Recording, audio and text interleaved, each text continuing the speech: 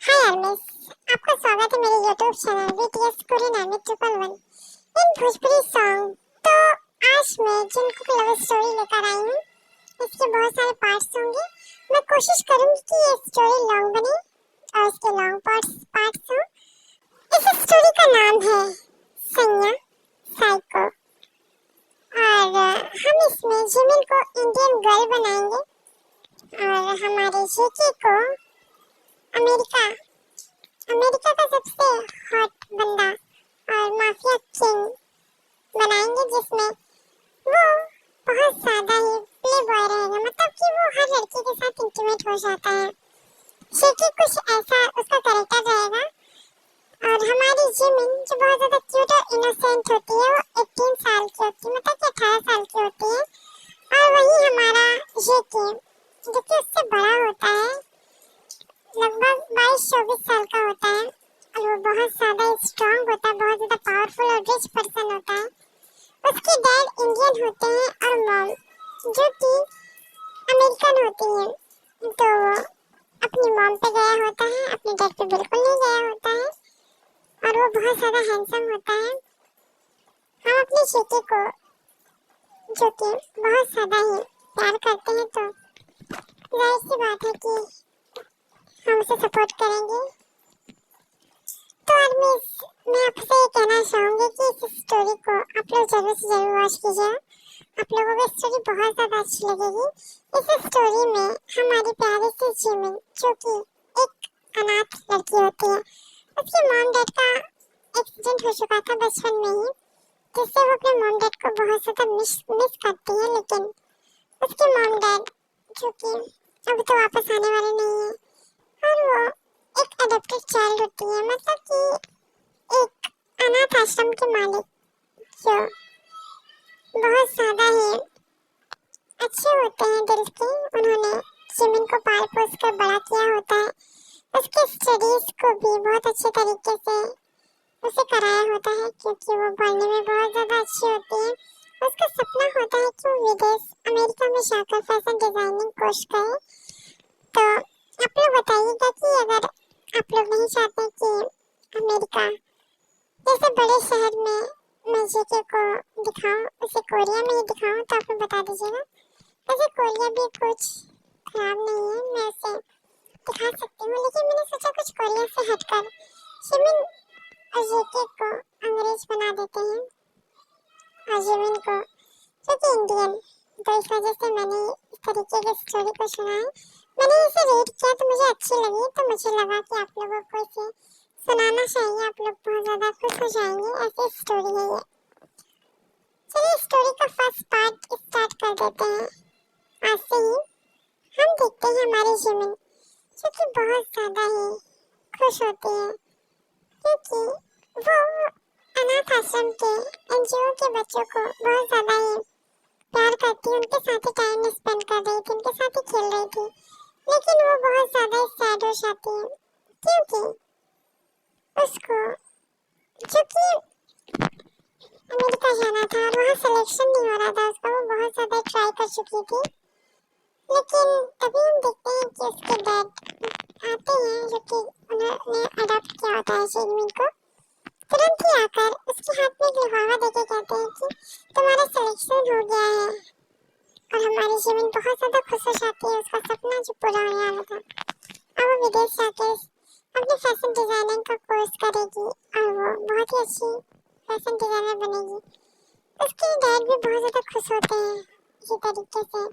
हमारी जिमिन जो कि बहुत ज्यादा एक्साइटेड होती है, बहुत ज्यादा हैप्पी होती है, वो अपने डैड को देखती है, वो रो रहे होते हैं, क्योंकि वो अपने बच्चे को अकेला नहीं छोड़ना चाहते थे, बहुत लाड प्यार से पाला होता है।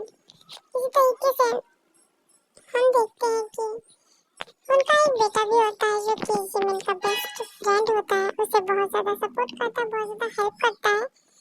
और हम देखते हैं हमारा प्यारा सा जेके जो कि एक लड़के के साथ इंटीमेट हो रहा था। उस लड़की की आवाज जो कि बहुत ज्यादा ही दर्द भरी थी, क्योंकि वो बहुत ज्यादा ही जेके को झेल चुकी थी, अब उसे झेलने के बस में वो नहीं थी। वे इतनी ज्यादा थक गई थी कि वो बता नहीं सकती है। इसी तरीके से हम देखते हैं कि बहुत ज्यादा ही अब उसे डर था, लेकिन खुशी किसी कुछ कह भी नहीं सकती थी।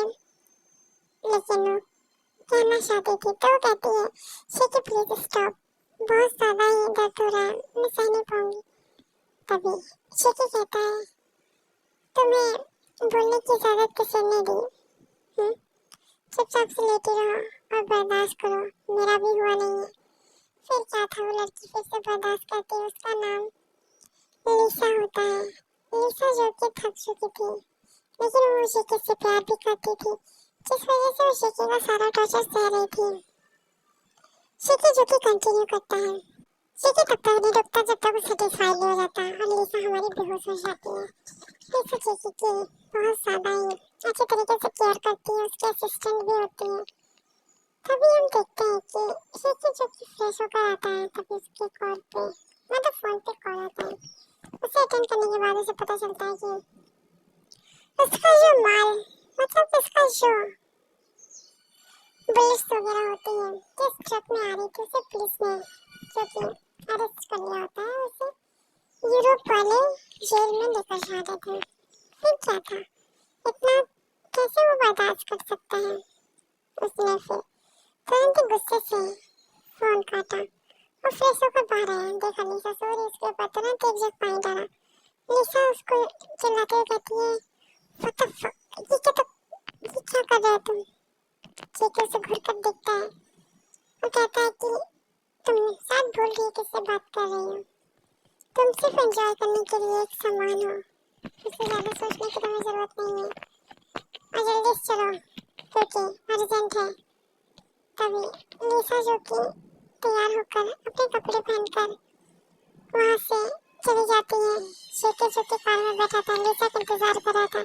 लिसा जब वहां जाती है, वो बार बार परेशानी से पूछती है कि क्या हुआ, इसलिए तुम इतनी ज्यादा जल्दबाजी कर रहे हो, किस लिए, आखिर किस लिए? तभी हम देखते हैं कि लिसा जो कि बहुत ज्यादा क्वेश्चन पूछ रही थी जेके से, घूर कर देखता और कहता है कि तुम्हारा कुछ ज्यादा ही दिमाग चल रहा है और कुछ ज्यादा ही तुम अपना मुंह चला रही हो, लग रहा है तुम अब जीना नहीं चाहती हो। शेखी की बातों से लिसा चुप हो जाती है। शेखी तुरंत कहता है कि मेरा आज का शेड्यूल बताओ, क्योंकि लिसा ही शेखी की पीए भी होती है। तो वो तुरंत उसे आज का सारा शेड्यूल बताती है कि आज कहाँ कहाँ उसकी बहुत ज्यादा जरूरत है। शेखी तुरंत उसे मना कर देता है और कहता है कि सब कुछ कैंसिल करो, क्योंकि इनमें से कुछ भी अटेंड करने वाला नहीं हूँ। अब तो लिसा के दिमाग ही खराब हो जाता है, क्योंकि उसने बहुत मुश्किल से ये सब किया था।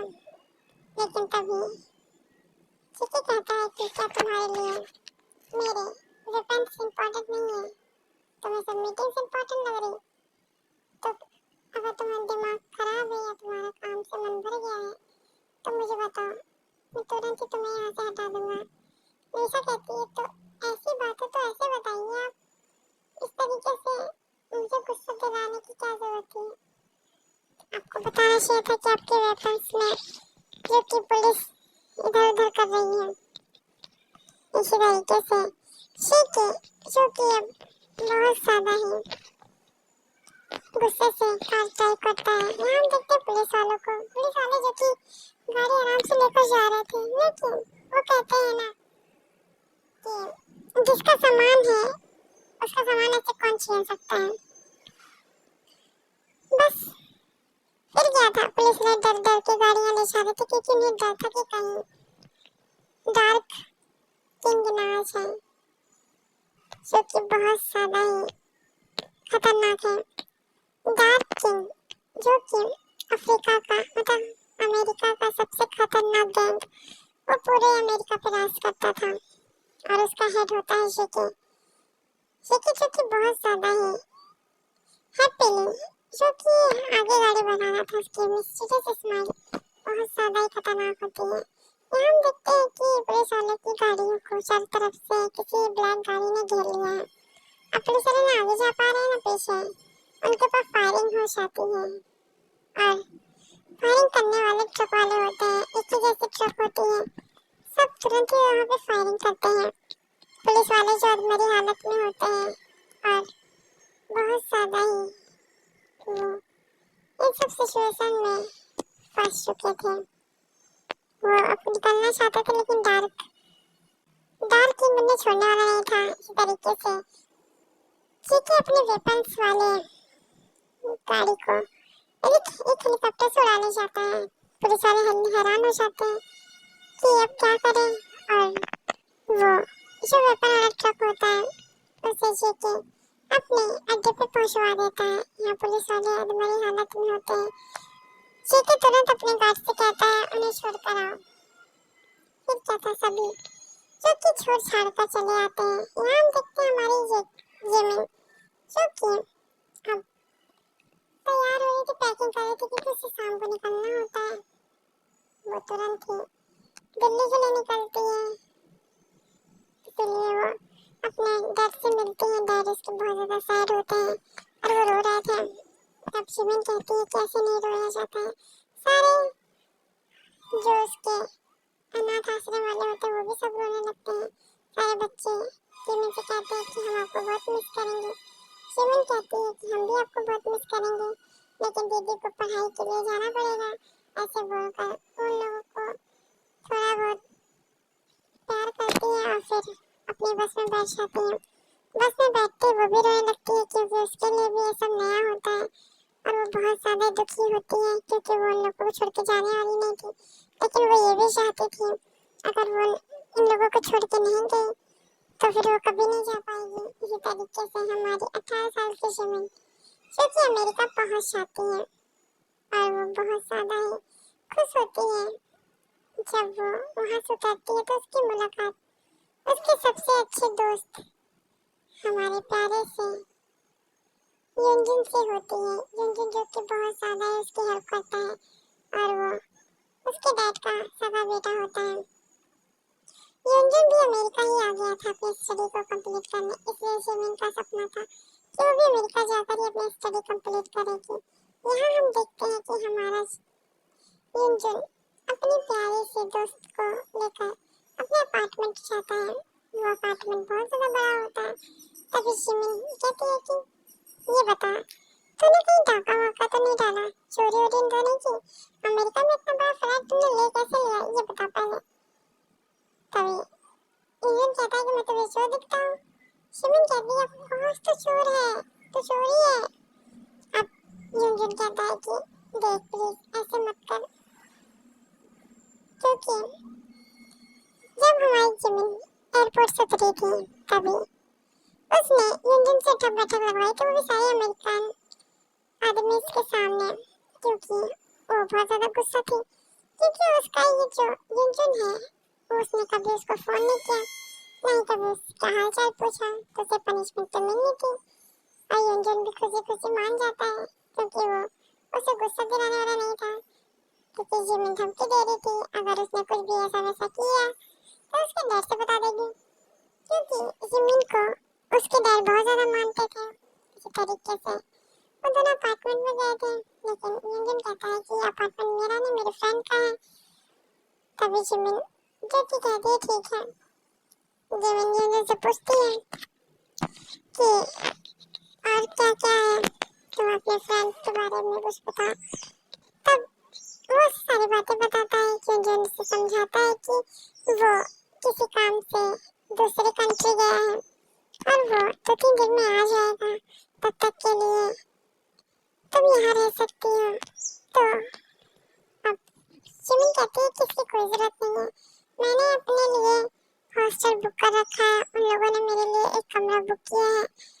तब युनजुन खुश होकर कहता है ठीक है जैसे तुम्हारी इच्छा तुम्हारा मन, कल चलेंगे तुम्हारे कॉलेज, तुम्हारा एडमिशन भी करा देंगे और तुम्हारे हॉस्टल की बात भी कर लेंगे। शिमिन बहुत ज़्यादा खुश हो जाती है क्योंकि उसका दोस्त हमेशा उसका साथ देता है। ऐसे ही दोनों बातें करते हैं, खाना खाते हैं और सो जाते हैं। इधर हम देखते हैं हमारे शिके को नींद न आने की बीमारी होती है तो वो सोता ही नहीं है और वो इसी स्ट्रेस को मिटाने के लिए वो इंटीमेट होता है। इससे बहुत सारी लड़कियों के साथ इंटीमेट हुआ था हमारा स्टार भी होता है, उसके पास दो भाई होते हैं और एक माँ होती है। उसके डैड जो कि खत्म हो चुके थे।